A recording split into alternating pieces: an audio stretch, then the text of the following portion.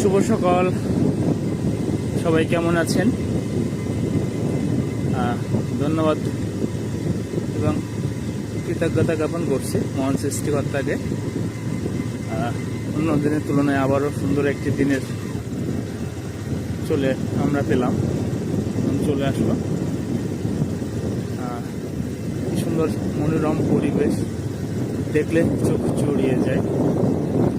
আসলে ছোটবেলায় ভাবতাম যে আকাশের এই মেঘগুলো কোথা থেকে জমাট হয়, কোথা থেকে উড়ে উড়ে আসে।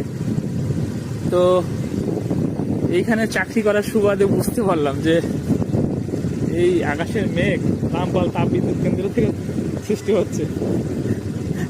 এখান থেকে যে ধোঁয়া নিঃসরণ হচ্ছে সেটি কিন্তু দেখেন আকাশের মেঘের সাথে মিশে যাচ্ছে, এবং এই এলাকাটা কিন্তু বৃষ্টি হয় না, কারণ এখানে যে প্রচুর পরিমাণ যে ধোঁয়াটা সৃষ্টি হচ্ছে, এই আকাশের দেখেন কিভাবে আস্ফালন করে বন্ধ করে দিচ্ছে,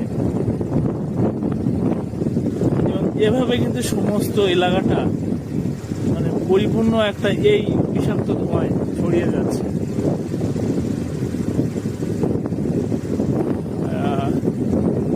পরিবেশটা অনেক সুন্দর। বাংলাদেশের দ্বিতীয় তাপবিদ্যুৎ কেন্দ্র, এটি অনেক এরিয়া নিয়ে অবস্থিত। যাক, আমাদের মহোদয়কে শুভকামনা ও অবিরাম ভালোবাসা রইল। চাকরিতে বহাল করে এত ভালো একটা জায়গায় পোস্টিং দিয়েছে। এখানে না আসলে বুঝতাম না, শুনে এসেছি, দেখা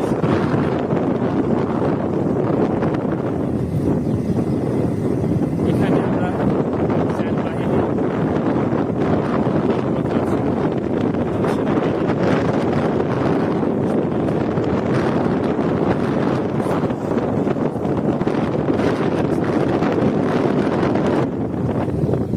কলিজার ছোট ভাই রাহান বাইকে নিয়ে ডিউটির জন্য রওনা হলাম।